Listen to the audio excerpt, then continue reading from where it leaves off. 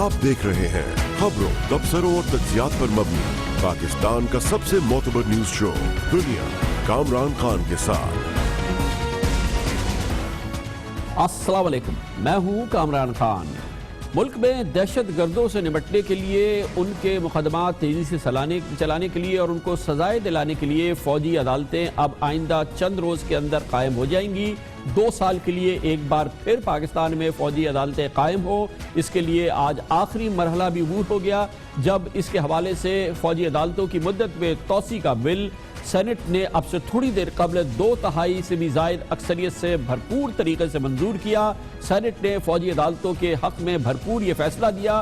पाकिस्तान की पार्लियामेंट ने, पाकिस्तान की जमहूरियत ने आज दोबारा पाकिस्तान में फ़ौजी अदालतें दहशत गर्दी के मौजूदा माहौल से निपटने के हवाले से कबूल कर ली हैं।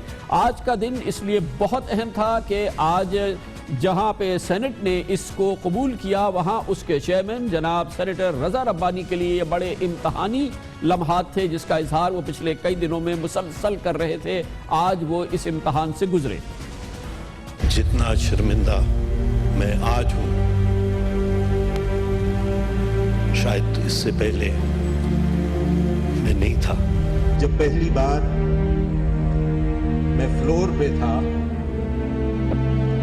और मिलिट्री कोर्ट्स का मसला आया, तो मैंने वोट दिया। जिस हाल में, जिस जहनी परेशानी में वो आपके सामने, बुज़दिली थी या लालच था जिसकी वजह से मैंने इस्तीफा नहीं दिया और एक राय फरार।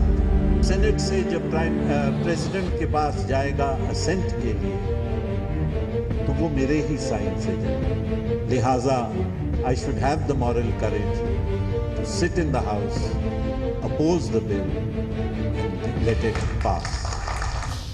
पास होने दिया जनाब रज़ा रब्बानी ने, लेकिन आज उसकी ज़ाहिरन मुखालफत उन्होंने नहीं की।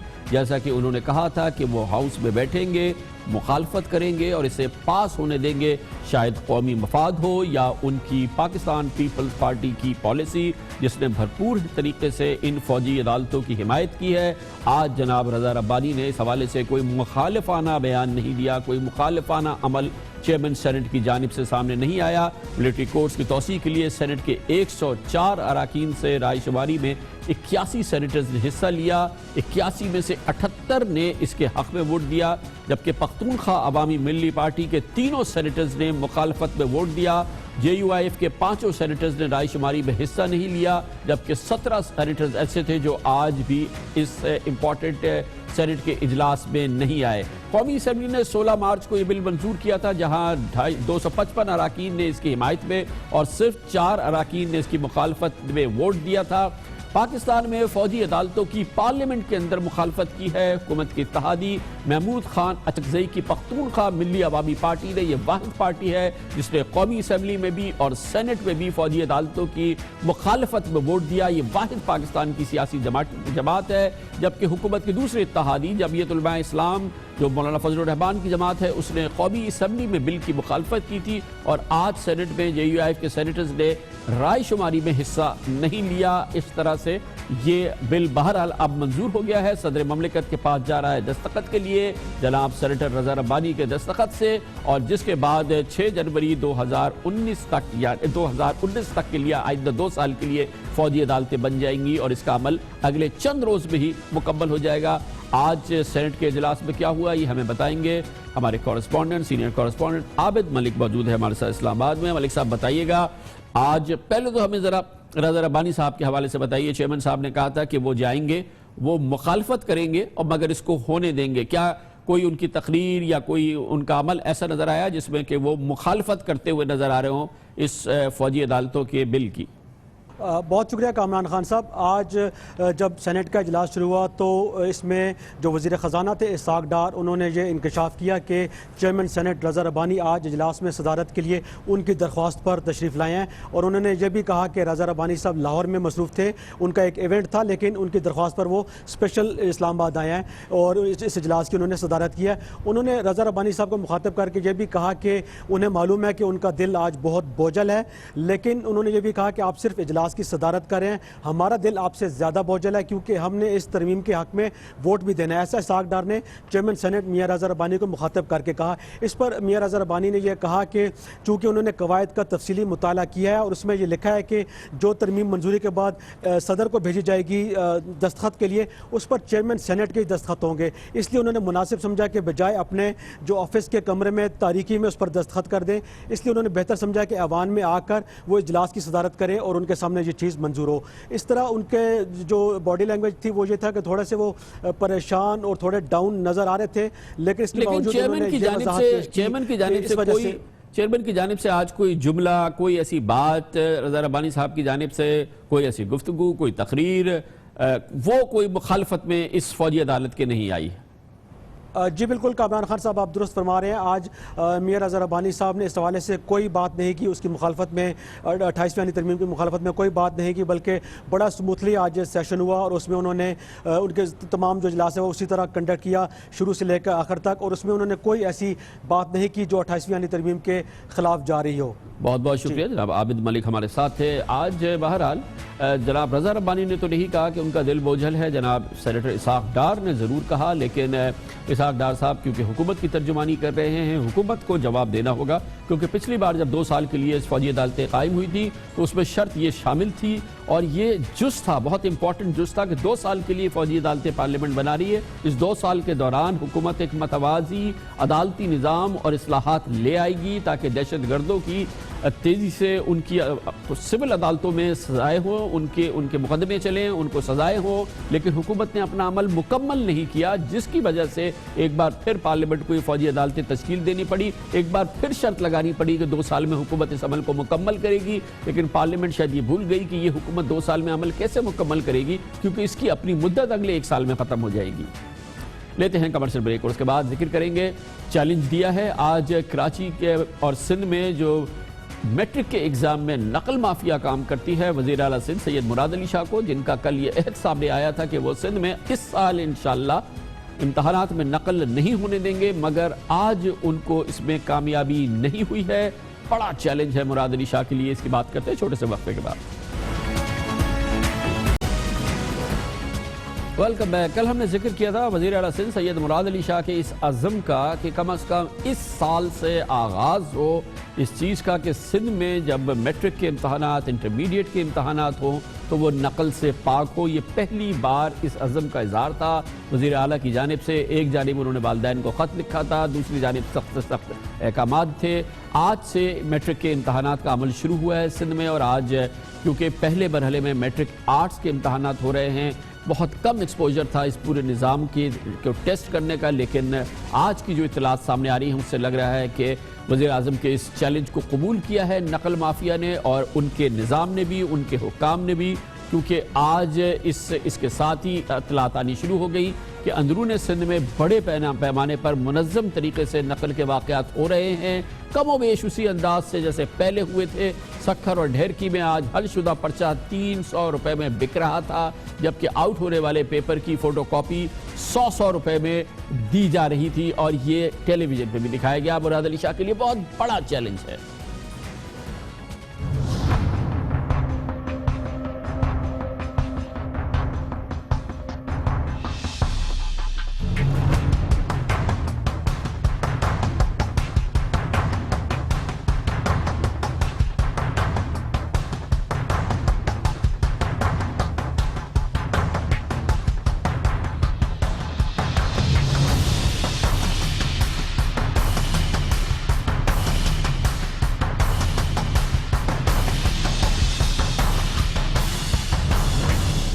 کل وزیر اعلیٰ مراد علی شاہ نے طلبہ کے والدین کے نام اپنے خط پہ کہا تھا کہ نقل کرنے اور کرانے والوں کے خلاف سخت ایکشن لیا جائے گا, لیکن آج سکھر گھوٹکی اور ڈھیرکی سمیت اندرون سندھ کے کئی علاقوں میں تعلیمی عملہ اور پولیس اہلکار وزیر اعلیٰ کے اس حکم کی کھلی دھجیاں اکھیڑ رہے تھے. ابھی تک ہمیں اطلاع نہیں ہے کہ ان کے خلاف کیا ایکشن لیا گیا, لیکن چیف منسٹر ہاؤس سے ایک بیان ضرور آیا ہے جس میں سید مراد علی شاہ نے 9ویں جماعت کا پیپر آؤٹ ہونے پر اپنی برہمی کا اظہار کیا ہے اور کہا ہے کہ اس معاملے میں معافی کی گنجائش نہیں ہے. جس نے بھی پیپر آؤٹ کیا اسے گھر بھیج دیا جائے گا. انتظار ہے کہ کسے گھر بھیجا گیا ہے, ابھی تک تو اس سلسلے میں کوئی اطلاع سامنے نہیں آئی ہے. آج کی مزید معلومات ہمیں دیں گے دنیا نیوز کے کراچی بیورو میں ایجوکیشن کورسپونڈنٹ فیصل خان ہمارے سامنے موجود ہیں. فیصل بتائیے گا کیا آج کی کیا معلومات ہے اور کیا کوئی ریاکشن سامنے آیا حکومت سندھ کی جانب سے؟ آج جو نقل کے واقعات ہوئے، پیپر آؤٹ ہونے کے واقعات ہوئے، ڈمی آنسر شیٹس جو ہیں جاری ہوئی ہیں، کیا ریاکشن ہے حکومت سندھ کا؟ جی خان صاحب، بالکل آپ نے جس طرح کل بتایا تھا، آج وزیر اعلیٰ صاحب کی جانب سے ایکشن تو ہوا، لیکن وہ ایکشن اس وقت ہوا جب نویں جماعت کا انگریزی کا پرچہ جو ہے سکر بورڈ کا فوٹو اسٹیٹ مشین پر فروخت ہو رہا تھا. ہماری بات ہوئی ہے چیئرمین سکر بورڈ سے، تو ان کا یہ کہنا تھا کہ یہ پرچہ آؤٹ نہیں ہوا تھا، لیکن البتہ فوٹو اسٹیٹ مشین پر پہنچ گیا تھا 9:30 بجے. وہ بے بس دکھائی دیے. ان سے جب ہم نے پوچھا کہ یہ کیسے پہنچ گیا تو انہوں نے کہا واٹس ایپ کے ذریعے اگر کوئی پہنچا دیتا ہے تو ہم اس کو روک نہیں سکتا. سندھ میں، اندرون سندھ کی ہم کہیں کی بات کریں، شکارپور ہو، لاڑکانہ ہو یا پھر گھوٹکی ہو، تمام تر وہی ہم نے مناظر دیکھے جو ہر سال ہوتے آئے ہیں. وزیر اعلیٰ سندھ کی جانب سے جو کہا گیا تھا کہ جیمرز لگائے جائیں گے، وہ جیمرز ہمیں لگے ہوئے کہیں نظر نہیں آئے. ایکشن کا یہ ہوا کہ رپورٹ طلب کی گئی سیکرٹری بورڈ نویش شیخ سے، جس کے بعد چیئرمین سکر کا کہنا ہے کہ ہم نے 2 اب ٹیچرز کو معطل کر ان کی رپورٹ ہم نے بھیج دی ہے، جبکہ یہ جو پرچہ آؤٹ ہوا تھا جو اس کے حوالے سے بھی ہم نے اب اقدامات کرنے شروع کیے ہیں کہ اس کو روکا جا سکے. پولیس نے سکر میں مختلف سینٹرز میں جب یہ وزیر اعلیٰ کی جانب سے ایکشن ہوا تو اس کے بعد کارروائی کی، اور پیپر ختم ہونے سے 15 منٹ پہلے جو دفعہ 144 کے تحت تمام امتحانی مراکز کے جو قریب کے علاقے ہوتے ہیں وہاں پر فوٹو اسٹیٹ مشین بند ہو جاتی ہیں، ان کو اٹھا کے وہ لے گئے. بہت بہت شکریہ فیصل خان ہمارے ساتھ تھے. کمر سے بریک، اس کے بعد ذکر کرتے ہیں. پنجاب پولیس میں آج کھلبلی مچ گئی ہے. 121 افسران ہیں، ڈی آئی جی سے لے کے نیچے تک ان کی تنزلی ہونی ہے، اور سپریم کورٹ آف پاکستان کا اس سلسلے میں حکم آ گیا ہے. اسی لیے کھلبلی کا ماحول ہے، وہ کیسے آپ کو دکھاتے چھوٹے سے وقفے کے بعد. پنجاب پولیس میں آج کھلبلی کا ماحول ہے. سپریم کورٹ کے حکم نے بڑے نامی گرامی پولیس آفیسرز کے جو پنجاب پولیس میں کام کرتے ہیں آج ہوش اڑا دیے، کیونکہ عدالت نے حکم دیا کہ خلاف ضابطہ ترقی پانے والے یہ تمام پولیس آفیسرز تنزلی قبول کریں، ڈیموٹ ہو جائیں یا گھر چلے جائیں. جسٹس امیر ہانی مسلم کی سربراہی میں 3 رکنی بینچ نے out of turn promotion case میں پنجاب پولیس کے انسپیکٹر سے لے کے ڈی آئی جی رینک کے 121 آفیسرز کی تنزلی کا ڈیموشن کا آج حکم دے دیا ہے. بینچ نے ان آفیسرز کی ڈیموشن کے لیے لاہور ہائی کورٹ کا فیصلہ اور آئی جی پنجاب مشتاق سکھیرا کا نوٹیفیکیشن درست قرار دیا، اور پنجاب پولیس کے شولڈر پروموشن آفیسرز کی درخواستیں خارج کر دی ہیں. اس سے پہلے جون میں 2013 میں سپریم کورٹ نے سندھ پولیس کے 20 ایس ایس پی سمیت 164 پولیس آفیسرز کی ڈیموشن کا حکم دیا تھا. کوئی پولیس آفیسر یا سول سرونٹ اپنی بہادری یا کارکردگی کی بنیاد پر آؤٹ آف ٹرن ترقی کا مستحق نہیں ہو سکتا. یہ کہا گیا ہے پاکستان میں رائج سول سرونٹ ایکٹ میں، اور اس کے تحت صوبائی حکومتوں کو یہ اختیار حاصل تھا کہ اچھی کارکردگی کی بنیاد پر کسی ملازم کو اگلے گریڈ میں ترقی دی جا سکتی ہے. لیکن اکتوبر 2006 میں اس شک کو ختم کر دیا گیا، گویا 2006 کے بعد اس کی کوئی گنجائش نہیں ہے. آج کیس کی سماعت کے دوران جناب جسٹس امیر ہانی مسلم نے کہا چھلانگ لگا کر آگے آنے والے لوگوں کو واپس جانا ہوگا، جس کی باری ہوگی اسی کو آگے آنا چاہیے. اگر محکمے صحیح کام کرے تو لوگ ہم تک نہ آئیں. آؤٹ آف ٹرن پروموشن والے آفیسرز بتائیں کہ فیصلہ لینا ہے یا ریٹائرمنٹ. بہتر ہے کہ آفیسرز ریٹائرمنٹ لے لے، فیصلہ دیا تو مشکل ہوگی. جسٹس امیر ہانی مسلم نے یہ آبزرویشن بھی دی کہ فیصلوں سے متعلق اللہ کو جواب دینا ہے، نا انصافی نہیں کر سکتے. آفیسرز نے ساری زندگی پولیس میں گزار دی، اب تو ریٹائرمنٹ لے لے. کیا اثر ہے اس کا، وہ کھلبلی کیا ہے پنجاب پولیس پہ، جاننے کے لیے لاہور جاتے ہیں جہاں پر موجود ہیں ہمارے بیورو چیف ارسلان رفیق بھٹی. بہت بہت شکریہ ارسلان صاحب. اس فیصلے کے اثرات بتائیے، کیا ہوگا اس کے نتیجے میں جو کھلبلی مچی ہوئی ہے، کیا ہم دیکھیں گے اب فوری طور پہ؟ جی یہ 121 یا 22 جو افسران ہیں، اس میں ڈی آئی جی سے لے کر نیچے سب انسپیکٹر تک کے رینک کے لوگ موجود ہیں، اور ان کی میری بات ہوئی آج ان سے، جو ہے ان کی ایک یونین ہے یا کمیٹی ہے، ان سے بات ہوئی تو ان کا یہی کہنا تھا کہ جی ہماری پوری کوشش ہوگی کہ قانون کے مطابق جو ہے وہ فیصلہ آنا چاہیے، ٹھیک ہے، لیکن ہم ریویو پٹیشن میں سپریم کورٹ میں دوبارہ جائیں گے. انہوں نے اپنے وکلا سے مشورہ شروع کر دیا ہے اور ان کا یہی کہنا ہے کہ ہم ریویو پٹیشن میں جائیں گے، وہ تو یہ کوشش کریں گے کہ قانون پٹیشن تو کریں گے. اور ریویو پٹیشن سے پہلے اب ہوگا کیا، کیونکہ اب اس میں فوری عمل درآمد ہوگا. اس فوری عمل درآمد کے نتیجے میں کیا کیا ہوگا؟ D I Gs S P ہو جائیں گے، کچھ S P D S P ہو جائیں گے، ڈی ایس پی انسپیکٹر ہو جائے گا، انسپیکٹر سب انسپیکٹر ہو جائے گا. کچھ اس قسم کا ماحول بنے گا کیا؟ نہیں اس میں یہ جی کامران صاحب کہ اس میں جو ایس پی رینک کا بندہ ہے وہ بھی ہو سکتا ہے کہ وہ سب انسپیکٹر ہو جائے، چونکہ یہ سارے شولڈر پروموشنز لے لے کر آگے بڑھے ہوئے ہیں، اور ایک ان میں جو طبقہ ہے اسی سارے رینکس کے اندر، ان پولیس والوں کے اندر، ان افسران کے اندر، ان کا یہ بھی ماننا ہے کہ جو موجودہ آئی جی پنجاب ہیں شاید وہ نہیں چاہتے کہ ان کا یہ معاملہ حل ہو، تو وہ اس بات پہ بھی انتظار کر رہے ہیں کہ معاملہ جو ہے یہ اپریل 10 کے بعد جو ہے اس کو دوبارہ سے اٹھایا جائے، کسی طرح جو ہے تب تک ریلیف لے لیا جائے، اور جب نئے آئی جی پنجاب آئیں تو ان سے محنت سماجت کر لی جائے یہ تو کہ وہ اس کے سپریم اوپر کوئی کورٹ کا نرم گوشہ فیصلہ ہے، اور سپریم کورٹ کے فیصلے کو ریویو میں پہنچنا، ریویو میں کب بہت مشکل ہوتا ہے کہ فیصلہ بدل جائے، یہ تو کم از کم جب سپریم کورٹ کا فیصلہ آ جاتا ہے تو وہ ایک حتمی فیصلہ ہوتا ہے، تو اب اس سلسلے میں کیا فوری طور پہ یہ ڈیموشنز کی نوٹیفیکیشنز آ رہے ہیں، کیا ہو رہا ہے ابھی؟ جی بالکل ابھی تو نہیں آئے، لیکن یہ کل صبح سے جو ہے آنا شروع ہو جائیں گے، چونکہ اب سپریم کورٹ نے فیصلہ کر دیا ہے، تو یہ کل سے جو ڈیموشن کے نوٹیفیکیشنز ہیں یہ کل صبح 8 ساڑھے 8 بجے کے قریب جو ہے 8:30 بجے کے بعد ہونا شروع ہو جائیں گے، اور وہ ظاہر ہے کہ اس پر عمل درآمد لازمی ہوتا ہے، کیونکہ کوئی بھی یہ افسر نہیں چاہے گا کہ اس پہ کنٹیمپٹ آف کورٹ لگے، تو کل سے جو ڈیموشنز کا سلسلہ ہے وہ تو جاری ہو جائے گا۔ اچھا لیکن جو پولیس ارسلان صاحب یہ بتائیے گا بھٹی صاحب کہ یہ تو یہ لوگ پھر ظاہر چھٹیاں لے لیں گے، جیسے آپ نے کہا کہ اگر اس پہ جیسے عمل درآمد ہوگا تو ایک ایس پی جو ہے وہ سب انسپیکٹر کی یونیفارم پہن کے تو آنے سے رہا اپنی اس جگہ پہ، اور ایسی ڈی ایس پی اور پھر ان سب کی ان کو پوسٹ آؤٹ بھی کرنا ہوگا، اور گویا کہ ان 121 لوگوں کی جو کہ پنجاب پولیس میں یہ سب اچھی جگہوں پہ پوسٹنگ ہوگی، ان کی لوگ کہیں پوسٹڈ ہوں گے، تو ان کی سمجھے کیریئر فی الحال تو ختم ہو گیا۔ جی بالکل آپ نے درست فرمایا کہ ظاہر ہے کہ ایس پی لیول رینک کا بندہ جو ہے وہ سب انسپیکٹر کی وردی یا انسپیکٹر کی وردی پہن کر کیسے آئے گا، لیکن جو سب انسپیکٹر یا انسپیکٹرز ہیں وہ شاید آ جائیں، لیکن ان میں 90% ایسے لوگ ہیں جنہوں نے یہ پلان کر لیا ہے کہ وہ فوری طور پر جو ہیں وہ چھٹیوں پر چلے جائیں گے، کچھ ہو سکتا ہے ریٹائرمنٹ لے لیں، جو جن کی سروس تھوڑی سی رہ گئی ہے وہ ریٹائرمنٹ کی طرف دیکھیں گے اور دیکھیں گے کہ ان کو جو کہ میکسیمم بینیفٹس مل سکیں اس حوالے سے، لیکن بہرحال اس وقت پولیس کے اندر جو ہے کھلبلی کا ماحول ضرور ہے پنجاب پولیس کے اندر، اور ان میں چونکہ بہت سینئر افسران تھے جو بہت اچھی پوسٹنگز پہ لگے ہوئے تھے اور وہ کام جاری رکھے ہوئے تھے، لیکن اس کے فوراً بعد جو ہے ان کو ہٹایا گیا ہے، تو وہ ضرور اس پہ ایک مرتبہ ضرور سوچیں گے، اور ان کو امید یہی ہے کہ ریویو پٹیشن کے لیے اگر کوئی ٹائم مل سکے ان کو تو وہ ضرور اس کو حاصل کریں اور قانون کے مطابق جو ہے ریویو پٹیشن سپریم کورٹ میں فائل کریں، اور اس کے بعد دعا کریں کہ شاید ان کو ریلیف مل جائے۔ بہت بہت شکریہ، ارسلان رفیق بھٹی ہمارے ساتھ تھے۔ اب ایک ایسا موضوع جو کہ مسلمانوں کے لیے افتاد بن گیا ہے، وہ جنگ جو کہ عراق، شام وغیرہ میں لڑی جا رہی ہے، جس کا مقصد داعش کا خاتمہ ہے، لیکن داعش کا خاتمہ ہو رہا ہے یا نہیں ہو رہا ہے، لیکن سینکڑوں کی تعداد میں معصوم مسلمانوں کا خاتمہ تو ہو رہا ہے، اور بالکل ایسا ہی ہوا ہے عراق میں، جہاں موصل میں داعش کے خلاف اس جنگ میں امریکی طیاروں نے بمباری کی ہے اب سے چند روز قبل، اور پوری آبادی کو تہس نہس کر دیا ہے۔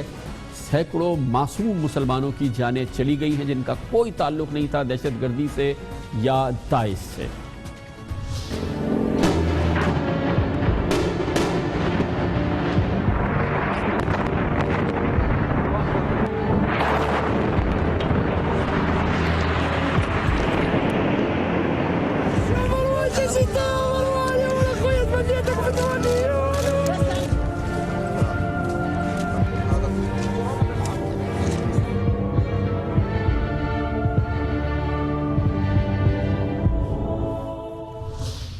عراق کا دوسرا بڑا شہر ہے موصل، جس پر اطلاع کے مطابق داعش نے 2014 سے قبضہ کیا ہوا ہے، لیکن عراقی افواج کی جانب سے اب پچھلے کئی ماہ سے کارروائیوں کے بعد اکثر علاقوں پر تو قبضہ ختم کرایا گیا ہے، لیکن اب عراق اور امریکی افواج نے داعش کو مغربی موصل میں تاریخی عجائب گھر سمیت کئی اہم مقامات کو خالی کرنے میں مجبور کیا ہے، لیکن خدشہ یہی ہے کہ موصل میں داعش کے زیر قبضہ علاقوں میں اب بھی 6 لاکھ شہری پھنسے ہوئے ہیں۔ ایک جانب سے داعش ہے، اوپر سے امریکی طیاروں کی بمباری ہے، اور تیسری جانب سے عراقی فوجیں اس طرف حملہ آور ہے۔ اس صورتحال پر ہم دکھاتے ہیں آپ کو رپورٹ۔ اقوام متحدہ نے عراق کے شہر موصل میں امریکی بمباری سے 200 شہریوں کے جاں بحق ہونے پر گہری تشویش کا اظہار کیا ہے، اور دنیا بھی حیرت اور صدمے میں ہے۔ امریکی قیادت میں ہونے والی داعش کے خلاف یہ بمباری 17 مارچ کو کی گئی، مگر اس فضائی بمباری سے درجنوں عراقی معصوم شہری اپنے ہی گھروں میں زندہ دفن ہو گئے۔ ہر طرف موت ہے، لاشیں ہی لاشیں ہیں، عورتیں، بچے، جوان سب مر گئے ہیں۔ ان کے گھر ان کے سروں پر آن گرے، میرے دونوں بیٹے مر گئے ہیں۔ امریکی فوج موصل میں داعش کے خلاف عراقی فوج کی مدد کر رہی ہے۔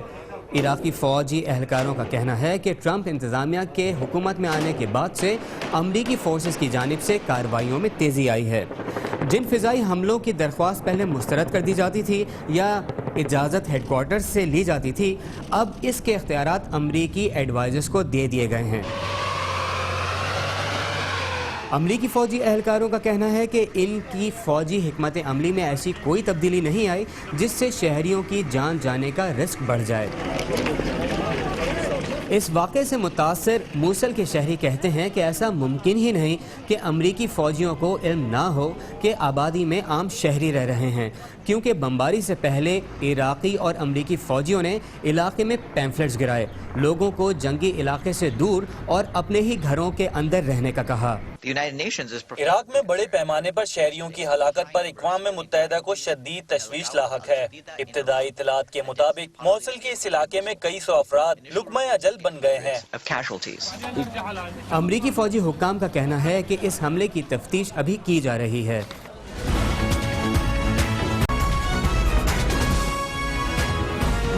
آپ دیکھ رہے ہیں خبروں، تبصروں اور تجزیات پر مبنی پاکستان کا سب سے معتبر نیوز شو دنیا، کامران خان کے ساتھ۔ چین پاکستان اقتصادی راہداری منصوبہ پوری دنیا کہتا ہے کہ پورے پاکستان کے لیے، پاکستان کی معیشت کے لیے گیم چینجر ثابت ہوگا۔ اب پوری دنیا اس بات کا اقرار کر رہی ہے اور یہ پاک چین اقتصادی راہداری منصوبے میں کلیدی بنیادی جو کردار ہے، جو محور ہے اس کا، وہ گوادر کی بندرگاہ ہے، جہاں سے چین کی مصنوعات کی درآمد ہوگی، برآمد ہوگی اور پھر اس کے ذریعے پورے خطے میں تجارت کا ایک نیا عمل شروع ہوگا، جو چین کے انتہائی اہم ون بیلٹ ون روڈ منصوبے کا ایک بہت بڑا حصہ ہوگا۔ اس پورے منصوبے کا، چین پاکستان اقتصادی راہداری منصوبے کا نیوکلیس محور ہے بلوچستان کی بندرگاہ گوادر، جسے جو جیو اسٹریٹجک ماہرین ہیں وہ کہتے ہیں کہ اس خطے میں اس جیسی بندرگاہ اور اس جیسی اتنی اس کی جو رسائی ہے، اتنی آسان رسائی اس پورے آبی راہ میں کہیں اور دستیاب نہیں ہے، جس نے گوادر کو بجا طور پہ اس پورے منصوبے کا، اس پورے خطے کا ایک انتہائی اہم بندرگاہ بنا دیا ہے۔ اور اب یہ بندرگاہ فعال ہو گئی ہے، یہاں پہ ابتدائی کام شروع ہو گیا ہے، بندرگاہ کی حیثیت سے یہ اب آپریٹ کر رہی ہے۔ لیکن دراصل اس مقام پہ کیا ہو رہا ہے، گوادر میں کیا ہو رہا ہے اور گوادر کے راستے چین پاکستان اقتصادی راہداری منصوبے میں کیا کچھ ہو رہا ہے، اس کا ہم خود جائزہ لیں گے۔ اس کے لیے ہم گوادر پہنچے ہیں اور اس سے منسلکہ تمام امور کا بچشم خود جائزہ لیا ہے، اور اس کے لیے ہماری ایک خصوصی سیریز ہے جو اس کا ہم آغاز کر رہے ہیں۔ ہمارے نمائندہ خصوصی شاہ زیب جیلانی نے ترتیب دی ہے۔ آج ہم آپ کو دکھاتے ہیں بچشم خود گوادر، جس کو پوری دنیا اس وقت جانچ رہی ہے، دیکھ رہی ہے۔ دراصل گوادر پہ ہو کیا رہا ہے، گوادر کی بندرگاہ پہ کیا ہو رہا ہے، گوادر کی بندرگاہ پہ یہ خصوصی نظر ڈالی ہے اس خصوصی رپورٹ پہ شاہ زیب جیلانی نے۔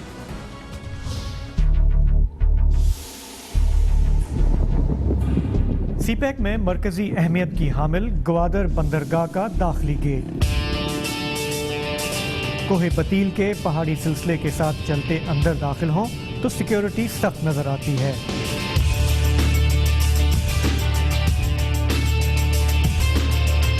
ہر طرف پاکستان اور چین کے پرچم آپ کا خیر مقدم کرتے ہیں۔ آج کل یہاں ہر وقت تعمیراتی کام تیزی سے چلتا نظر آتا ہے۔ گوادر کو پاکستان کی جدید بندرگاہ بنانے کا خواب 2 دہائی پہلے دیکھا گیا۔ پورٹ کا پہلا مرحلہ 2005 میں مکمل ہوا، لیکن ٹیک آف نہیں کر پایا۔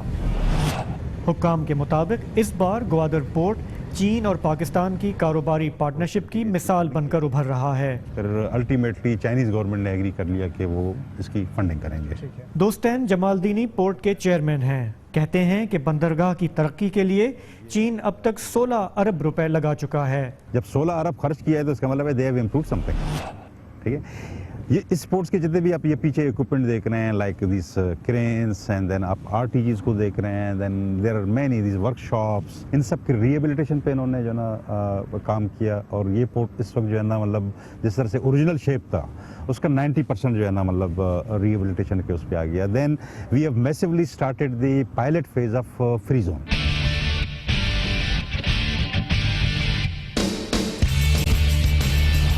فری زون میں چین $500 ملین کی سرمایہ کاری کر رہا ہے. پچھلے 6 ماہ کے دوران چین کے 300 کے قریب انجینئر اور ٹیکنیکل سٹاف نے یہاں آ کر رہنا شروع کر دیا ہے. حکومت کا ٹارگٹ ہے کہ دسمبر 2017 تک فری زون میں کم از کم 4 فیکٹریاں پیداوار شروع کر دیں اور گوادر سے تجارت شروع ہو جائے. حکام کے مطابق گوادر پورٹ پر 2008 سے لے کر اب تک کوئی 300 جہاز لنگر انداز ہوئے. لیکن اگر گوادر نے خطے کا ملٹی ڈیمینشنل اور ملٹی پرپز پورٹ بننا ہے تو یہاں ابھی بہت کام ہونا باقی ہے. ہمارے پاس ہر 15 دن میں کبھی 1 یا کبھی 2 شپس آئیں گے, لیکن ہم پلان کر رہے ہیں کہ آنے والے مہینے میں اپریل مئی کے مہینے میں دن ہمارے پاس شپس کی جو ہے نا فریکوینسی بڑھ رہی ہے. اور کچھ ہمارے پاس ایسے بزنس مین آ گئے ہیں جو کہ کنٹینر کی یہاں پہ جو ہے نا اسٹفنگ ڈی اسٹفنگ کریں گے, اور ان کا ٹارگیٹ یہ ہے کہ ویکلی ایٹ لیسٹ 3 شپس آنا شروع ہو جائیں. تو یہ گریجولی ہوگا. ماہرین کا خیال ہے کہ گوادر کو ایک زبردست پورٹ سٹی کے طور پر ابھرنے میں ابھی وقت لگے گا. مشکلات بھی آئیں گی, لیکن بلوچستان کے ساحل پر نئے پورٹ سٹی کی بنیاد رکھ دی گئی ہے. بستی بسانا کھیل نہیں ہے, بستی بستے ہے. تو اس پورٹ کو جو ہے نا ابھرنا ہے, اس پورے شہر کو ابھرنا ہے, اور اس کے لیے جو ہے نا ہاں ایک چیز کا ہونا ضروری ہے کہ ہماری پالیسیز کے اندر کنٹینیوٹی ہو. ہم نے اپنی پاکستان کی ہسٹری میں شہر بہت کم بسائے ہیں, سوائے اسلام آباد کے ہم نے اور کوئی نیا شہر نہیں بنایا ہے. جو اگلا نیا شہر بن رہا ہے وہ گوادر کا شہر ہے. اس میں کوئی شک نہیں کہ گوادر تیزی سے بدل رہا ہے. یہاں نسلوں سے آباد لوگوں کے لیے جو پہلے کبھی نہ ہوا اب ہونے جا رہا ہے. دہائیوں سے نظر انداز ماہی گیروں کے اس گاؤں پر اب دنیا کی نظریں ہیں. ترقی کے سفر میں اس نئی نسل کا کیا حصہ ہوگا, یہ ایک کھلا سوال ہے. اور زیادہ اہمیت کی بات یہ ہے جیسا کہ آپ نے دیکھا کہ یہ سفر شروع ہو گیا ہے, اور یہ بہت بڑا سفر ہے, بہت اہم سفر ہے. پاکستان کے لیے ایک ترقی کا انتہائی اہم سفر ہے جس کا آغاز ہو گیا ہے. اس پر مزید بات کرتے ہیں. شاہزیب جیلانی ہمارے ساتھ موجود ہیں. جہاز آنے جانے شروع ہو گئے ہیں اور باقاعدہ ابتدا ہو گئی ہے. کب اس میں مصروفیت میں لگتا ہے کہ مزید اضافہ, زیادہ حسن بسل ہم کب سے دیکھنا شروع کریں گے مزید؟ وہاں پہ حکام سے جو ہماری بات ہوئی تو وہ یہ کہہ رہے تھے کہ فی الحال 2 شپنگ لائنز ہیں جن کے ساتھ معاہدہ ہوا ہے. ایک ہے سائنو ٹرانس اور دوسری کاسکو. ان کے جہاز جو ہیں آپ کو ہر چند ہفتے میں اکا دکا جہاز آ رہا ہے. اور جیسا ابھی بتا بھی رہے تھے جمال دینی صاحب کہ 2008 سے کوئی 300 سے زائد جہاز آ چکے ہیں, لیکن یہ ابھی آئیڈیل سچویشن نہیں ہے, ابھی اس کو بڑھنا ہے. اور جس طرح سے ان کا خیال ہے کہ جس طرح سے چائنیز انویسٹر آ رہے ہیں وہاں پہ کارگو ہینڈلنگ کی فیسلٹیز بڑھیں گی, وہاں پہ اسٹفنگ ڈی اسٹفنگ کا کام ہوگا. تو ان کا ٹارگٹ یہ ہے کہ اگلے سال اگر 1 سال بعد ہم دوبارہ واپس جائیں گوادر بندرگاہ تو ہمیں ہر ہفتے کم از کم 1 جہاز وہاں آتا یا جاتا نظر آئے گا. اور یہ جو فری زون ہے یہ بھی بہت ایک امپورٹنٹ زون ہے جو کہ پورٹ کے ساتھ بن رہا ہے. اس کی ایکٹیویٹی کی کیا پوزیشن آپ کو لگ رہی ہے؟ یہاں پہ کب اس کی جو مصروفیت شروع ہوگی؟ کامران صاحب وہاں پہ جو ہم نے دیکھا جتنی تعمیراتی ایکٹیویٹی تھی, جتنے رولر ڈمپر ایکسکیویٹر لگے ہوئے تھے, اس سے لگ رہا تھا کہ نہیں آن دا گراؤنڈ دن رات وہاں پہ کام چل رہا ہے. ہم جب جمال دینی صاحب کے آفس میں بیٹھے ہوئے تھے تو ہر 2-3 منٹ میں ان کا آفس یوں ہل جاتا تھا.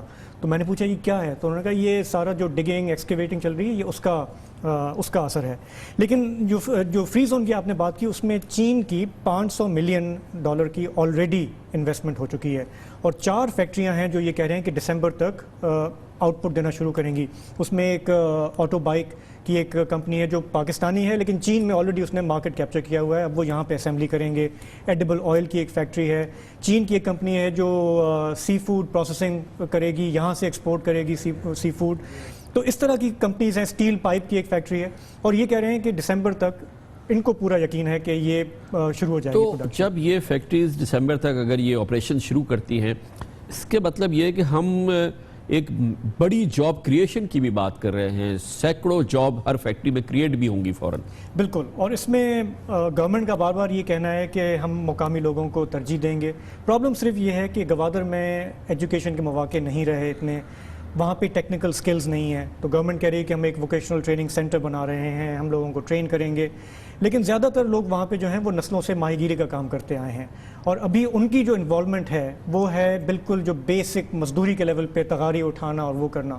آگے جا کے لوگ ٹرین ہوتے ہیں، نئی نسل کے جو نوجوان ہیں وہ ایجوکیٹ ہوتے ہیں، تو ان کے لیے اور مواقع نکلیں گے. اچھا، گوادر میں جیسے آپ جاتے ہیں تو جو چائنیز کمٹمنٹ ہے اس کی چھاپ چپے چپے پہ نظر آ رہی ہے، اور یہی وہ بات ہے جو ہمارے انویسٹرز کو کانفیڈنس دیتی ہے کہ یہ پاکستانی گورنمنٹ نہیں کر رہی ہے، یہ چین اپنا پیسہ لگا رہا ہے.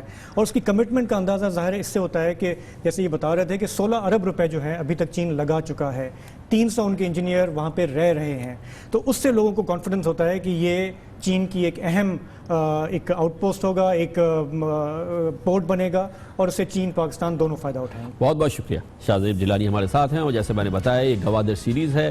گوادر کے مختلف پہلوؤں پر چائنا پاکستان اقتصادی راداری منصوبے میں گوادر کے کردار پر ہم اگلے چند روز میں مزید آپ کو بچشم خود رپورٹس جو ہیں، جو آئی وٹنس اکاؤنٹ سے وہ آپ کے سامنے پیش کریں گے. کمرشل بریک، اور اس کے بعد ذکر کرتے ہیں پاکستان میں جو ترقیاتی منصوبوں کی بات ہوتی ہے خاص طور پر پاکستان کے بڑے شہروں میں، تو اس میں سر فہرست ہے لاہور کا اورنج لائن منصوبہ. 250 ارب روپے سے زائد کی لاگت کا یہ منصوبہ ہے، اور کیونکہ یہ اتنا بڑا منصوبہ ہے اس کے حوالے سے سوالات ہیں، کہیں خدشات ہیں، الزامات بھی ہیں اور وسوسے بھی ہیں. آج حکومت پنجاب نے ہم سے کہا ہے کہ وہ ہمارے سوالات کا، ہمارے خدشات کا، الزامات کا جواب دینا چاہتی ہے. ان کو موقع دیں گے، ان کا موقف سنیں گے چھوٹے سے وقفے کے بعد.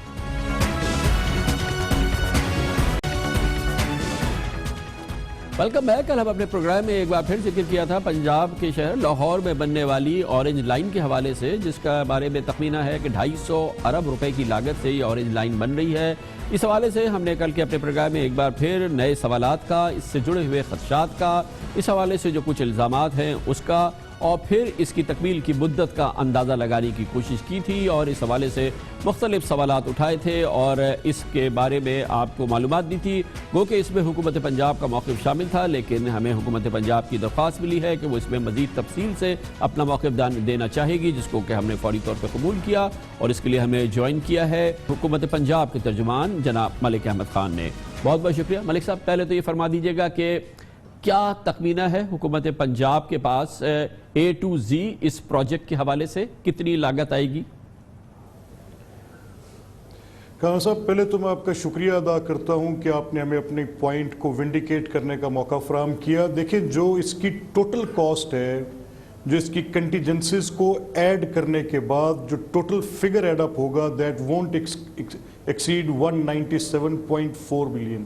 That is the maximum. اچھا ملک صاحب، میں نے سمجھ لیا. یہ فرمائیے گا اس میں وہ انفراسٹرکچر بھی کاسٹ شامل ہے جو ریپیئر ہونا ہے، وہ تمام روڈز، وہ تمام روڈ نیٹ ورک جو اس کی وجہ سے متاثر ہوا، وہ تمام لوگ جن کے کلیمز ابھی باقی ہیں، جن کا ڈسٹربنس ہوا ہے، جن کی جو مکانات یا ان کی دکانیں ڈسٹرب ہوئی ہیں، اس میں کیا وہ بھی شامل ہے؟ وہ جو یوٹیلیٹیز یہاں سے تمام شفٹ ہونی ہیں اور ری لوکیشن ہونی ہے یوٹیلیٹیز کی، اور اس حوالے سے جو اوور رنز ہو رہے ہیں جو کہ بار بار ہو رہے ہیں، اس کو بھی کیٹر کر لیا گیا. ایوری بٹ جو ہے جو کہ اس میں بھی ہونی ہے وہ سب اس میں شامل ہے. یہ انڈر 200 ارب روپے یہ ہو جائے گا یا یہ چیزیں شامل نہیں ہیں؟ میں ریکارڈ کے لیے میں آپ سے اس کو ضرور جاننا چاہوں گا. یہ آپ کا بڑا پرٹیننٹ سوال ہے، اور اس میں کچھ چیزیں جو اس وقت ایکچول کاسٹ کے اندر ہم ڈیٹیل دے سکتے ہیں. میں نے آپ کے سامنے وہ فگر رکھا ہے جس میں شفٹنگ آف یوٹیلیٹیز بھی ہے، کمپنسیشن بھی ہے، جس میں جو لینڈ ایکوائر کی گئی ہے وہ بھی ہے، اور وہ گرے سٹرکچر جو پنجاب گورنمنٹ نے خود انڈرٹیک کیا تھا، ادر دین دیٹ ارینجمنٹ جو ایگزم بینک کے ساتھ تھی، وہ اس کی جو بائفرکیشن ہے وہ ایسے، وہ میں آپ کو اس کی ڈیٹیل پرووائڈ کر دیتا ہوں کہ دیکھیں 147 جو اس کی ہم پہلے کاسٹ جو دے رہے ہیں فرام اوور، جب سے یہ پروگرام کنسیو ہوا ہے، اس کی कंस्ट्रक्शन शुरू हो गई, फिर उसके अंदर जब डिले भी आ गया, तो हम द बेस्ट फिगर जो दे रहे थे इन सारी कॉस्ट्स को कैलकुलेट करने के बाद जो दे रहे थे वो 147 बिलियन का था। लेकिन जब सुप्रीम कोर्ट की और हाई कोर्ट की बीच में एक लिटिगेशन की राउंड स्टार्ट हुई और हमारी टाइमलाइंस कुछ डिस्टर्ब हुई, तो उसकी बुनियाद पर कुछ कॉस्ट एक्यूमुलेट करने लगी।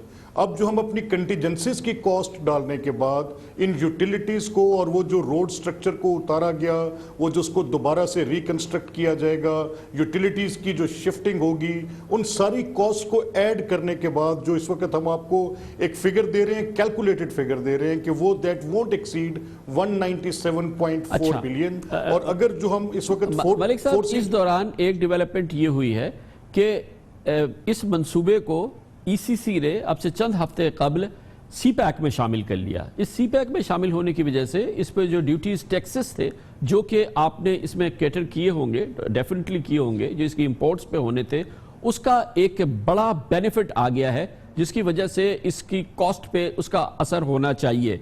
तो ये जो रिवाइज्ड आप कॉस्ट दे रहे हैं अबाउट लेस देन 2 बिलियन, इसमें डिले जो हुआ है वो तो हुआ है, लेकिन इसका एक बहुत बड़ा बेनिफिट ये हो गया कि इसको फौरी तौर पे CPEC में शामिल कर लिया गया, जिसकी वजह से इसका एक बेनिफिट हो गया है बहुत बड़ा हुकूमत पंजाब को। ये बिल्कुल आपकी दुरुस्त ऑब्जर्वेशन है। उसके साथ कुछ हमारी कॉस्ट के अंदर रिडक्शंस, विजिबल रिडक्शंस जो हैं, वो जो उनकी मूवमेंट थी, जो चाइनीज कॉन्ट्रैक्टर है, क्योंकि CPEC का पार्ट होने के बाद तो उसको कुछ बहुत सारी वो कंसेशंस अवेलेबल हो गई जो CPEC का पार्ट होने की वजह से हैं। अगर वो ना होती तो शायद वो कॉस्ट थोड़ी सी एस्केलेट करती। ये आपकी बड़ी पर्टिनेंट और दुरुस्त ऑब्जर्वेशन है। इन सारी चीज़ों को कैलकुलेट करने के बाद और जो पूरी जो हमारी इस वक्त कॉस्ट एनालिसिस है, उसकी बुनियाद पर जो फिगर हम आपको दे रहे हैं कि 197.4 से ऊपर ये किसी सूरत नहीं जा रहा। जो डिडक्शंस हैं और जो आपने आगे एक बड़ी इंपॉर्टेंट बात की, वो भी हमारे लिए एरिया ऑफ कंसर्न बना रहा। जैसे वो आपके प्रोग्राम में भी पहले उसका जिक्र हुआ था कि किसी जगह पर कुछ स्ट्रक्चरल प्रॉब्लम्स आई जहाँ पे 2 पिलर्स थे, उनके नीचे बनने वाले पियर्स की जो अल्ट्रासाउंड मशीन थी उसमें कुछ रिपोर्ट्स के अंदर डिफेक्ट आया, जो हमारे कंसल्टेंट्स ने उसको ऑब्जर्व किया and then we had to repair it. सो किसी जगह पर कुछ इतने बड़े प्रोजेक्ट के अंदर कहीं ना कहीं कॉस्ट इंक्रीज करती है। अच्छा, अब आप हम एक और चीज़ पे आ जाते हैं, वो ये कि ज़रा बताइए बिल्कुल स्ट्रेट फॉरवर्ड कि इसमें लोन का कंपोनेंट कितना है, कितना लोन है, और जो चाइनीज एग्जिम बैंक से लिया है, क्या सिर्फ जो बोरोइंग है चाइनीज एग्जिम बैंक से है या किसी और बैंक से भी बोरोइंग है, लोकली कोई बोरोइंग है, और किस शरह पे ये बोरोइंग हुई है? क्या हम इस पे इंटरेस्ट पेमेंट करेंगे? कमरान साहब, मैं basically the purpose I am here, मैं आपके सामने जो अपना मुद्दा बयान करना चाह रहा हूँ उसकी बुनियादी वजह भी आज यही है कि शायद इस चीज़ को बयान करना और इसके ऊपर जो कन्फ्यूजन किसी वजह से, क्योंकि आपकी एक बड़ी क्लियर कट ऑब्जर्वेशन थी जो कल हमने देखी और हमने अपने आप को ड्यूटी बाउंड फील किया कि आके हम इसको बिल्कुल क्लियर करें और पूरी विदाउट एनी एम्बिग्विटी इसकी क्लैरिटी आपको दें। देखिए, जो लोन है ये 100% एग्जिम बैंक से है, कोई और बैंक इसमें एंगेज नहीं है। नंबर 2, ये गवर्नमेंट ऑफ पाकिस्तान को, कल मैं भी अपनी बात करते हुए उस वक्त जब आपके रिपोर्टर आए वो जो इस पे रिपोर्ट कर रहे थे, he made a very good report on that. जब वो रिपोर्ट बना रहे थे तो मुझसे भी उन्होंने सवाल किया, तो उस वक्त मैं भी थोड़ी सी क्लैरिटी देना चाहता हूँ कि जब मैंने बात की कि जी गवर्नमेंट ऑफ पंजाब उसकी सिग्नेटरी है, इनफैक्ट ये गवर्नमेंट ऑफ पाकिस्तान उसकी सिग्नेटरी है। गवर्नमेंट ऑफ पाकिस्तान और गवर्नमेंट ऑफ चाइना के दरमियान ये कॉन्ट्रैक्ट है। अब इसके जब टर्म्स कॉन्ट्रैक्ट की जो लोन लेना था वो डिफाइन किया, तो देखिए उसमें एक बैंक की तरफ से और चाइनीज गवर्नमेंट की तरफ से कॉन्फिडेंशियलिटी क्लॉज थी। अब ये वही कॉन्फिडेंशियलिटी क्लॉज थी जिसको कोर्ट ऑफ लॉ में, लाहौर हाई कोर्ट में अजहर सदीक साहब उसके पटिशनर बने, उन्होंने चैलेंज किया। तो वहां पर अदालत में हमारा, अदालत आलिया के सामने ये नुक्ता नज़र था, हमने अपनी सबमिशन उनसे की कि जी वी ग्रांट अ प्रिविलेज, मांगते हैं आपसे कि ये जो हमने कॉन्ट्रैक्चुअल ऑब्लिगेशन ली हुई है, हमारे ऊपर कॉन्ट्रैक्चुअल बाइंडिंग है कि हम कुछ सर्टन क्लॉजेस जो हैं उनको हम बिल्कुल अभी बता नहीं सकते कि एक खास मुद्दत के लिए हम इसको बयान नहीं कर सकते। अच्छा मलिक साहब, मैं माफी चाहता हूँ, मैंने इसका सिर्फ ये जानना चाहूंगा, देखिए इसकी जामिन है, सॉवरेन गारंटी दी है हुकूमत पाकिस्तान ने। ये आपने कहा 100% हमारी बोरोइंग है एग्जिम बैंक से, चाइना से हमने ये कर्जा लिया है, اس کا مطلب یہ ہے کہ یہ ریاست پاکستان اور اس کا ایک ایک شہری اس قرضے کو واپس کرنے کا پابند ہے. لیکن یہ جو ریاست پاکستان اور اس کا شہری جب یہ قرضہ واپس کرے گا، یہ کیوں اس شک کو مانا گیا کہ ہمیں اس بات کی رسائی نہیں ہوگی کہ ہم نے جو قرضہ لیا ہے ہم نے کس شرط پہ لیا ہے؟ یہ ایک بہت کٹھن سوال ہے اس کا کہ ہم اس کو واپس دینے کے پابند ہیں، ہم تمام شہری پاکستان کے، لیکن ہمیں یہ جاننے کا حق نہیں ہے کہ ہم نے کس شرط پہ یہ قرضہ لیا ہے. نہیں دیکھیں، یہ حق تو تسلیم ہے کہ یہ حق ہر صورت ہے اور یہ ایک جمہوری حکومت ہے اور اس کو ہر صورت اس کا جواب بھی دینا پڑے گا. لیکن یہ بات بھی ساتھ اپنی جگہ اتنی ہی بڑی مسلمہ حقیقت ہے کہ جب آپ کانٹریکچول آبلیگیشن کرتے ہیں تو government of Pakistan in best interest of people of Punjab and Lahore اس لون کو لیتے وقت 3 چیزوں کی بنیادی اس کو پہلے 3 فیکٹرز کے اوپر اس لون کو obtain کیا گیا. نمبر 1 کہ جب یہ ریاست پاکستان اس قرضے کو واپس کرے گی تو یہ گورنمنٹ آف پنجاب کے ان سورسز کے ذریعے جن کی میکسیمم ڈیپینڈنسی لاہور کے ریونیوز کے ساتھ ہوگی، اس کی سسٹینیبلٹی بھی لاہور کے ریونیوز کے ساتھ ہوگی. اب اس کے اندر ایک میرے لیے مشکل یہ ہے کہ جب میں آپ کے سامنے یہ وضاحت پیش کر رہا ہوں تو آپ کو بڑی ہائپوتھیٹیکل لگے گی، لیکن کیونکہ میرے اوپر ایک بائنڈنگ ہے اور وہ بائنڈنگ ایک سرٹن کلوز کے تحت ہے اور یہ کسی صورت بھی آپ کی اس آگاہی کے حق کو مجھ سے چھینتی نہیں ہے، بار صورت یہ بتانا پڑے گا.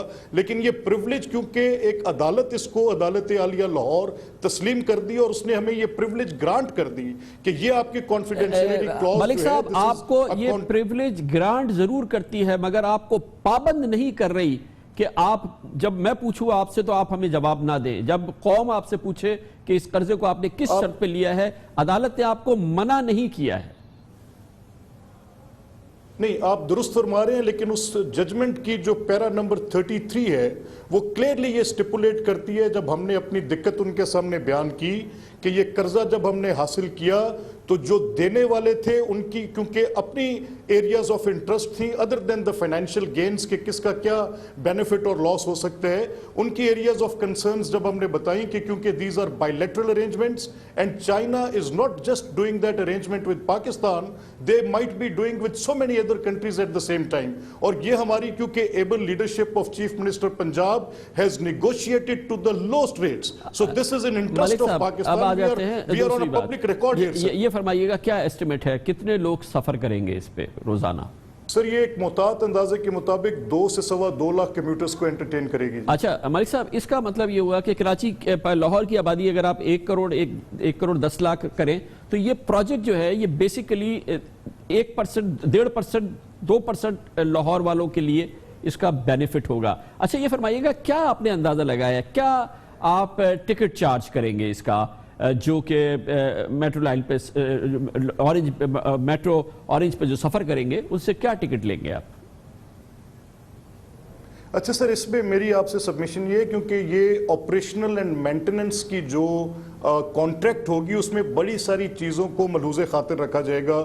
دیکھا جائے گا کہ ریجن میں جیسے ہمارے بالکل ہمسائے میں نیو دہلی کے اندر جو میٹرو چل رہی ہے وہ آلموسٹ سیم اسپیسیفکیشنز کی اوپر ہے، تو ان کی اس وقت رینٹل کیپیسٹی کیا ہے اور ہماری اور ان کی آپس میں جو کرنسی کی ایکسچینج ریٹ میں فرق ہے وہ کہاں پر ہے، اور کس صورت میں اس کو ریجنل کمپیریزن کے درمیان رکھتے ہوئے اور اس کی cost and viability of the project کو سامنے رکھتے ہوئے جو بیسٹ ریٹس ہوں گے. ابھی اس پر بات نہیں ہوئی، ابھی جب یہ آپریشنل ہوگی، جب اس کی مینٹیننس کی O&M کی کانٹریکٹ سائن ہوگی وہ اس وقت ہوگی جب یہ پروجیکٹ ہم نے 31 دسمبر تک کی ٹائم لائنز دی تھیں.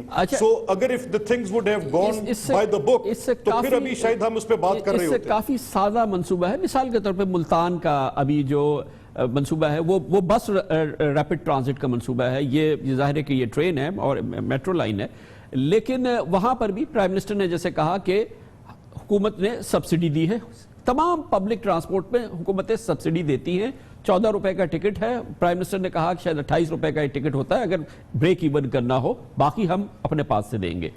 کیا ہم یہ اسیوم کر رہے ہیں نا کہ یہاں پر یہ ایک سستا ہوگا mode of transport, public transport, اور اس پہ حکومت اپنی طرف سے رعایت دے گی جیسا کہ ہونا دینی ہے. اس کے علاوہ آپ کو لون بھی سروس کرنے ہیں. ابھی آپ کے پاس یہ اندازہ ہے کہ لون سروس کرنے کے ساتھ ساتھ سبسڈیز دینے کے ساتھ ساتھ آپ پنجاب گورنمنٹ جو ہے وہ کتنا اپنے ایکسچیکر کو انکر کر رہی ہوگی، کتنا اس پہ بوجھ ہوگا ماہانہ اس کو پے بیک کرنے کے لیے، ایک اس کو کہ بریک ایون پہ اس کو چلانے کے لیے اور لون سروس کرنے کے لیے، اس کی ایسٹیمیشن ہے؟ Sir once again a very specific question, اور اس کا بڑا سیدھا جواب ہے. دیکھیں بات یہ ہے کہ جب یہ اس میں obviously again I am bound by a certain confidentiality clause کہ جو لون کی ری پیمنٹ ہے اس کے لیے میرے پاس ایک بڑا comprehensive grace period ہے. By that time this program، یہ جو اورنج لائن ہے، یہ اپنی کامیابی کی منازل طے کر چکی ہوگی، ایک سسٹینیبل پروجیکٹ بن چکا ہوگا جب میری ری پیمنٹس کا ٹائم شروع ہوگا، تو وہ اس کے اندر موجود ہے. اور جب وہ قدغن ختم کرنے کی مجھے اجازت ہوگی کہ میں اس کو کیسے ایکسپلین کر دوں، تو وہ بھی آپ کے سامنے تفصیلات آ جائیں گی. لیکن as far as subsidy is concerned, تو سبسڈی پر ہماری دو بڑی کلیئر کٹ اوپینین ہے اس کے اوپر کہ اس کی جو فگر ہے، کاسٹ ایسٹیمیشن ہے، وہ باہر صورت میٹرو سے زیادہ ہے، کیونکہ میٹرو اس وقت جو ہے لاہور کی، وہ اس وقت کیٹر کر رہی ہے 1,30,000 سے 1.5 کمیوٹرز کو. اور وہ کیونکہ بس سروس ہے، اور بس سروس کی جو کاسٹ ایفیشنسی ہے اس کو ہم ٹرین کے اس کمپیریزن میں رکھیں تو باہر صورت یہاں پر وہ جو سبسڈی ہوگی وہ زیادہ ہوگی. یہ تو میں آپ کو ایک سٹیٹ فگر دے سکتا ہوں. اور اس کا مطلب یہ ہے کہ یہ it will be a very intense battle to make it financially viable for the government of Punjab، کیونکہ ایک طرف آپ ٹرانسپورٹرز کو، پیسنجر کو سبسڈی دے رہے ہوں گے، دوسری جانب آپ کو لون بھی سروس کرنا ہے، ظاہر ہے کہ اس کی ایک کاسٹ ہوگی. لاسٹ کوشچن ملک صاحب یہ فرمائیے گا کہ یہ تقریباً ابھی آپ کے بیان کے مطابق تقریباً 200 ارب روپے کا یہ منصوبہ ہے، جو کہ پچھلے 3 سال کے 2 سال پہلے 1 سال آگے ملا کے 3 سال پہ خرچ ہونا ہے. کیا اس کے لیے کوئی تھاٹ پروسیس ہوا حکومت پنجاب میں وزیر اعلیٰ کی جانب سے کہ جب 200 ارب روپے خرچ کرنے ہیں، اس سے فائدہ ہوگا 1 سے 1.5 لاکھ لوگوں کو، یعنی کہ اگر ہم پنجاب کی آبادی پہ لگائیں تو یہ کوئی بہت ہی فریکشن ہے جو کہ پنجاب کی آبادی کو اس منصوبے سے فائدہ ہوگا. 200 ارب روپے، اگر ان 200 ارب روپے کو انہی 3 سال میں پنجاب بھر میں پھیلا دیا جاتا. آپ کے اسپتالوں کا بہت برا حال ہے، سرکاری اسپتالوں کی تباہ کن صورتحال ہے، آپ کے پاس ساؤتھ پنجاب میں صاف پانی پینے کو نہیں ہے، بڑے کرٹیکل مسائل ہیں پورے پنجاب کے. اگر یہ 200 ارب روپے اس منصوبے پہ فی الحال نہ لگائے جاتے، یہ 3 سال کے لیے پورے پنجاب میں پھیلا دیے جاتے، تو اس کے اثرات بہت وسیع ہوتے، بڑی آبادی تک اس کے اثرات پھیلتے. اس حوالے سے تھاٹ پروسیس، کاسٹ بینیفٹ، اس کا کوئی آپ کیا انالیسس ہوا تھا چیف منسٹر کے پاس، اور آپ لوگوں نے اس کا کچھ کیا تھا اس حوالے سے؟ اچھا، یہ کامران صاحب آپ کی بڑی فکری بحث کو کھولتی ہے یہ بات، لیکن اس فکری بحث کو کھولنے سے پہلے کچھ نمبرز دینے بڑے ضروری ہیں. ابھی جو اس وقت حکومت پنجاب کا ٹوٹل بجٹ کا 44.6% ہے، وہ صرف ہم ہیلتھ اور ایجوکیشن پہ دے رہے ہیں. ٹو بی ویری پریسائز 250 ارب روپیہ ہمارا جو 2016-17 کا ہے، اور 333 ارب روپیہ to be exact in education sector, یہ ہمارا 2016-17 کے بجٹ میں ہے. سو دس از 44% آف دا ٹوٹل. ملک صاحب معاف کیجیے گا مخل ہو رہا ہوں، لیکن آپ لاہور میں بیٹھے ہیں، یہ 44% کے بعد میو ہاسپٹل میں، یہ سول ہاسپٹل میں، یہ جنرل ہاسپٹل میں، یہ راولپنڈی کے بے نظیر ہاسپٹل میں، یہ ملتان کے ہاسپٹل میں جو حال ہے، یہ 44% اگر پورا نہیں کر رہا تو یہ مناسب ہے کہ یہ 200 ارب روپے آپ اس میٹرو لائن کے لیے لاہور کے 1% لوگوں کے لیے لگا دیں، اور پنجاب کا یہ حال ہے. آپ 44% کر رہے ہیں، لیکن میو ہاسپٹل کا، گنگا رام ہاسپٹل کا آپ دیکھیں تو صحیح حال کیا ہے. 44% سے کچھ تو حال بہتر ہو جائے. ایک بستر پہ 6 لوگ ہیں سر ایمرجنسی میں. اچھا کامران صاحب دیکھیں، میں اس میں ایک میں دلیل دے سکتا ہوں، ممکن ہے وہ دلیل میری شاید سبسٹینشیٹڈ ہو with the volume of evidence which I will provide, جو شہادت میں اس چیز کی آپ کو دوں گا. دیکھیں، جب آپ ایک بجٹ کی پریپریشن کر رہے ہوتے ہیں، اور یہ ایگزم بینک کے جو پیسے ہیں، اس کو ذرا بنیادی طور پہ تھوڑا سا ڈیفرینشیٹ کر لیں کہ ایگزم بینک جو ہمیں پیسے دے رہا ہے وہ ایک پروجیکٹ اورینٹڈ دے رہا ہے، ایگریڈ فار دس کہ وہ ہمیں اورنج لائن کے لیے پیسے دے رہا ہے، اور ریولوشنائزنگ دا ٹرانسپورٹ اس مقصد کے لیے پیسے دے رہا ہے. ایگزم بینک ہمیں پیسے ہمارے سوشل سیکٹر کی ڈیولپمنٹ کے لیے نہیں دے رہا. بہت بہت شکریہ جناب ملک احمد خان، حکومت پنجاب کے مؤثر ترجمان. بہت بلاغت سے ہمارے سوالوں کا جواب دے رہے تھے. آپ مطمئن ہیں، مطمئن نہیں ہیں، یہ جج کرنا آپ کا کام ہے. Commercial break. اس کے بعد ذکر کرتے ہیں کراچی میں ایک بحران ہے اس وقت. نئے فلیٹ، مکان، دکان، بلڈنگز، ان سب کی منتقلی، خرید و فروخت، سارا معاملہ رکا ہوا ہے. ایک بڑا قانونی حکم دیا ہے سندھ ہائی کورٹ نے، لیکن کیونکہ یہاں پہ آوا کا آوا ہی بگڑا ہوا ہے، لوگ دربدر ہو گئے ہیں. اس کی بات کرتے ہیں چھوٹے سے وقفے کے بعد. 2 کروڑ آبادی والے شہر کراچی میں تقریباً 90% علاقے ایسے ہیں جہاں پر اس وقت فلیٹ، مکان اور اس قسم کی دوسری عمارتوں کی منتقلی، فروخت، خرید اس وقت مکمل طور پہ معطل ہے، ٹھپ ہو چکی ہے. اور اس کی وجہ اس میں کوئی شبہ نہیں ہے کہ کراچی اس وقت بلڈنگ کمپلیشن پلان، جو کہ ایک لیگل ریکوائرمنٹ ہوتی ہے، جو کہ ہر عمارت کے مکمل ہونے پہ متعلقہ اتھارٹی دیتی ہے، جو کراچی میں بلڈنگ کنٹرول اتھارٹی ہے، اس کی منظوری کے بغیر اس وقت کراچی جو ہے وہ کثیر المنزلہ عمارتیں، فلیٹس، مکانات اور پورشن سے بھرا ہوا ہے. ایک جنگل ہے اس قسم کی عمارتوں کا. لیکن 2 ہفتے پہلے سندھ ہائی کورٹ کی جانب سے دیے جانے والے احکامات کے باعث شہر میں ان تمام فلیٹس، مکانات، پورشنز اور دکانوں کی لیز، سب لیز اور سیل ڈیڈ کا کام مکمل طور پہ بند ہو گیا ہے. کراچی میں یہ کام اس وقت رک چکا ہے.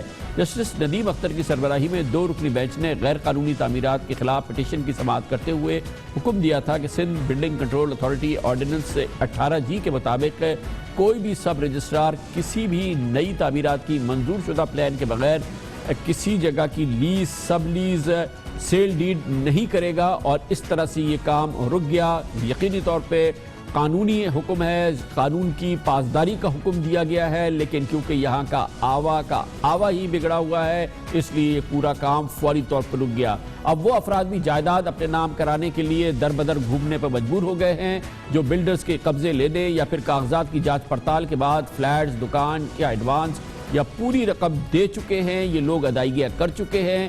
اس پابندی کی وجہ سے کئی افراد کا بینکوں سے ہوم فائنینس کا قرضہ بھی رک گیا ہے. بینکنگ فائنینس جو گھروں کے لیے ہوتی ہے وہ بھی رک گئی ہے. واقعی ایک بہت بڑا بحران ہے اور آپ سن سکتے ہیں ان شہریوں کی بپتا. پورا کراچی کا کام انہوں نے بند کیا ہوا ہے. پچھلے بھی جتنی بھی سیلڈیڈ ہیں، سب لیزیں ساری بند کر دی ہیں، جو کہ 2013 سے پہلے کی بھی ہیں اور 79 سے پہلے کی بھی ہیں. پورے کراچی کے اندر ڈی ایچ اے کو چھوڑ کے 90% لوگوں کے پاس کمپلیشن ہے ہی نہیں، تو لوگ کس ادارے کے پاس جائیں گے؟ ایک آدمی پیسے دے رہا ہے، گورنمنٹ کو ریونیو آ رہا ہے، تو آپ یہ دیکھیں کہ ایک ہفتے میں اربوں روپے کا نقصان ہو گیا. اس وقت ان کے سودے ہو چکے ہیں، انہوں نے پیمنٹ دے چکے ہیں. اب اگر سیل ڈیڈ نہیں ہوگی تو ان کی پیمنٹ تو پھنس گئی. یہ تو 50 سال 60 سال سے بنے ہوئے ہیں، اس کا کمیشن کہاں سے آئے گا بتائیں؟ اور نہ ہی آرڈر میں لکھا ہوا ہے. میں یہ بھی واضح کر رہا ہوں، آرڈر میں یہ نہیں لکھا ہوا ہے. ہائی کورٹ نے جو آرڈر کیے ہیں وہ انلیگل کنسٹرکشن جو ہو رہی کراچی کے اندر اس پہ آرڈر کیا ہے. نیولی کنسٹرکٹڈ آرڈر کورٹ نے دیا ہے کہ اس کا نہ کریں آپ لوگ، لیکن یہ 10 سال 15 سال 20 سال پرانی جو بھی اس کو بھی منع کر رہے ہیں. پچھلے جو لوگوں کے ہیں سب بنے ہوئے ہیں، جو ابھی جو لیز کروائیں گے، جو اور سب لیز ہوگا، یہ کہاں جائیں گے؟ وہ کیا کریں؟ کہاں سے لائیں گے؟ کہاں سے لے کر آئیں؟ وہ نہ بلڈرز ہیں نہ کوئی ہے اس کے اندر بیٹھا ہوا. اندر فلیٹس اپنے بنے ہوئے ہیں، بلڈر نہیں ہے، کہاں سے لے کے آئے گا جا کے؟ وہ لیڈ کرانے کے لیے انہوں نے اب یہ کہتے ہیں ہم تو کوئی کام ہی نہیں کر رہے، اس میں یہ پکڑا ہے، اس میں یہ ہے، یعنی کام جان بوجھ کر ڈیلے کیا جا رہا ہے. واضح رہے کہ کراچی بلڈنگ اتھارٹی کو تحلیل کر کے سندھ بلڈنگ کنٹرول اتھارٹی 2013 میں تقریباً 4 سال پہلے وجود میں آئی تھی، جبکہ عدالتی احکامات کی درست تشریح نہ ہونے کی وجہ سے اب نئی تعمیرات تو کیا، سب رجسٹرار 20 سال پرانے فلیٹس، مکانات کی سب لیز، سیل ڈیڈ وغیرہ کرنے سے ڈر رہے ہیں، وہ نہیں کر رہے، یا جو بھی وجہ ہے، یا ایک ماحول ایسا بنا دیا ہے جس سے رشوت کی شرح بڑھے. لیکن اس میں کوئی شک نہیں ہے کہ بلڈنگز کے کمپلیشن کے حوالے سے، کراچی میں بلڈنگز کی تعمیرات کے حوالے سے، بلڈنگ کنٹرول اتھارٹی میں کرپشن کے حوالے سے آوے کا آوا ہی بگڑا ہوا ہے. اس پوری صورتحال پہ کراچی کے ایک سب رجسٹرار کہتے ہیں پبلک تو پریشان ہے، اور جو کورٹ کے آرڈرز ہیں اس کو ہم فالو کر رہے ہیں. کورٹ نے آرڈر کیے ہیں کہ کمپلیشن ود آؤٹ کمپلیشن کوئی document sub lease sale deed نہ کی جائے. لاس میں تو کافی ہے، میرے خیال میں 70% لاس ہے. ریونیو میں تو 70% لاس ہو رہا ہے. گورنمنٹ کو بھی لاس ہے اور ڈاکیومنٹ تو ڈیفینیٹلی بہت کم ہوئے ہیں. کمپلیشن یہاں پر 90% ہے ہی نہیں، 10% ہے. تو اس وجہ سے کام تھوڑا شارٹ ہو گیا ہے. ریونیو کا بہت بڑا لاس ہے. جب ہم اتنا کام آتا تھا ابھی کچھ بھی کام نہیں ہے. تقریباً 10 سے 20 ڈاکیومنٹ آتے ہیں ویسے, نہیں تو 80-90 ڈاکیومنٹ ڈیلی آتے تھے. 90% تو یہاں پر کمپلیشن نہیں ہے کسی کے پاس بھی. پبلک پریشان تو ہے, لیکن یہ ہے کہ اب یہ کورٹ کا ڈیسیجن ہے کہ کمپلیشن سرٹیفکیٹ لیں, اس کے بغیر آپ کوئی ٹرانزیکشن نہ کریں. اب کر لے جو کرنا ہے, قانون کی پاسداری کروانی ہے یا کام چل رہا ہے یا کیا ہوگا, ظاہر ہے کہ اس کا حل بھی عدالتیں ہی ڈھونڈیں گی. مگر اس وقت شہری جنہوں نے کہ یہ فلیٹس خرید لیے ہیں, مکان خرید لیے ہیں, بنا لیے ہیں, وہ بہت ہی مشکل میں پھنسے ہوئے ہیں. اس پر مزید بات کرتے ہیں. ہمیں جوائن کر رہے ہیں جناب حنیف گوہر جو ایکس چیئرمین ہیں آباد کے. بہت بہت شکریہ. کیا اس مسئلے کا حل ہے؟ یہ تو تمام کام رک گیا ہے حنیف گوہر صاحب. ہر رجسٹری پہ, ہر اس قسم کی سیل ڈیٹ پہ, ہر چیز پہ جب رجسٹر کرنے جاتے ہیں اس کی ایک رقم مقرر ہے, وہ ہر آدمی کو دینی ہوتی ہے. یہ اربوں روپے کی کرپشن کا کاروبار ہے جو کہ حکومت سندھ کا یہ رجسٹرار کا جو ڈپارٹمنٹ ہے یہ کر رہا ہوتا ہے. یہ بتائیے گا کہ اب انہی لوگوں نے اس عدالتی حکم کی یہ تشریح کی ہے کہ 2013 سے بھی پہلے کی جتنے بھی اس قسم کے معاملات ہیں سب روک دیے ہیں. کہا ہی جا رہا ہے کہ ایک ماحول بنایا گیا اور اس کے بعد اب یہ جو ریٹس ہیں ان کو ڈبل کر دیا جائے گا. یہ صحیح کیا ان لوگوں نے 2013 سے پہلے کی بھی تمام یہ عمل کو روک دیا ہے, اس کے لیے کیا کریں؟ آپ نے بجا فرمایا. یقیناً اس کی کلیریفیکیشن سندھ ہائی کورٹ کو دینی چاہیے, کیونکہ اس میں یہ فیصلے میں بھی یہ لکھا گیا ہے کہ نیولی کنسٹرکٹڈ بلڈنگ. تو نیولی کنسٹرکٹڈ بلڈنگ کا مطلب یہ ہوا کہ جو پچھلی جو سیل ڈیڈی ہوئی ہیں تو یقیناً جو سب رجسٹرار کو اس کو کنسیڈر کرنا چاہیے اور ان کی ٹرانزیکشنز کو نہیں روکنا چاہیے, کیونکہ اس وقت جو ہے تو شہر میں اور ملک میں بے چینی پائی جاتی ہے. ساری کی ساری ٹرانزیکشنز رک گئی ہیں. جو ایک عام آدمی نے جو گھر لیا تھا, اگر وہ 10 سال پہلے یا 5 سال پہلے کسی بھی وجہ سے اس کی ٹرانزیکشن نہیں کر سکے, سیل ڈیڈ نہیں کروا سکے, تو اب جب وہ رجسٹرار کے پاس جا رہے ہیں اس فیصلے کے بعد, تو تمام سب رجسٹرار نے کراچی میں تقریباً کام بند کر دیا گیا ہے اور وہ کہتے ہیں کہ آپ لے کر آئیں اس کا پچھلا فیصلہ. اب جو 15 سال پہلے 10 سال پہلے جو بلڈر تھے جو پروجیکٹ کو ڈیلیور کر چکے تھے, ٹرانزیکشنز کر چکے تھے, یقیناً کئی لوگ اس پروفیشن سے آؤٹ ہو چکے ہیں, کئی لوگ اس ملک سے باہر جا چکے ہیں. اس وجہ سے ہے تمام لوگوں کو جو ہے تو پریشانی کا سامنا ہو رہا ہے. اور میں حکومت سندھ سے اور آنریبل ہائی کورٹ سے یہ استدعا کروں گا کہ وہ اس پر نظر ثانی کریں اور عام لوگوں کو مد نظر رکھتے ہوئے اس فیصلے کی تشریح کریں. بہت بہت شکریہ. حنیف گوہر ایکس چیئرمین آباد ہمارے ساتھ موجود تھے. خبر سے بریک اور اس کے بعد ذکر کریں گے تحریک انصاف. جناب عمران خان کا بڑے سے بڑے نعرے میں یہ نعرہ ہے کہ ملک میں احتساب ہونا چاہیے.